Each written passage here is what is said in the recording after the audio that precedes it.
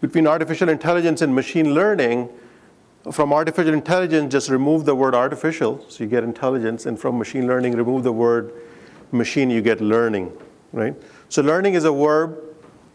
In business terms, we can call it a process. So learning is a process through which you accumulate information, you accumulate knowledge. And intelligence is a noun, so which you can consider in business terms an asset, an enterprise asset. So you do learning, you accumulate knowledge, you build an asset which has economic value, and then you can use that to drive value for your organization and for your customers. So that those are the two concepts that you might come across as I talk through my presentation. So for at least at a high level, it clarifies. So with that, let me just get into the slides. In terms of artificial intelligence use cases, there are, your imagination is the limit. There are various use cases that people have implemented, have been successful, are prototyping, testing out.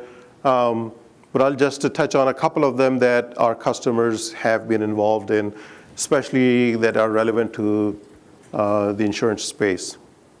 So one of the use cases that our customers are involved in has to do with the storm hail risk assessment. I think Rob earlier touched on it.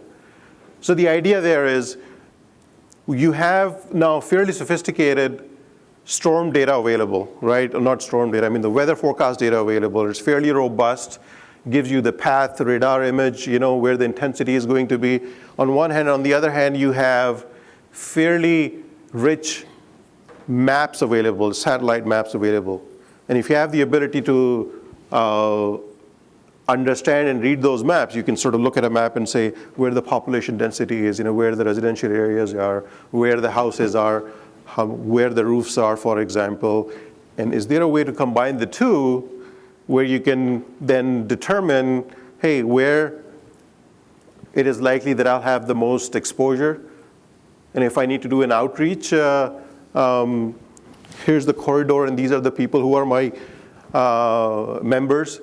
They need to call on perhaps to find out if they need any help or assistance. I can use that information to, in advance, mobilize my resources. If I have a branch there, maybe a couple of people from a few other close-by branches that aren't affected, I can move them around. So that's the idea. So that's one area. Another one is fraudulent claim detection. And that's fairly common. I think a lot of you would be aware of it in your work life. There is one way or another already part of your processes to determine whether a claim that is submitted is fraudulent or not. So we're going to touch on that as well. Another is claim scoring and triage. And the idea behind that is, a claim is submitted. The complexity of a claim has a very, very wide spectrum.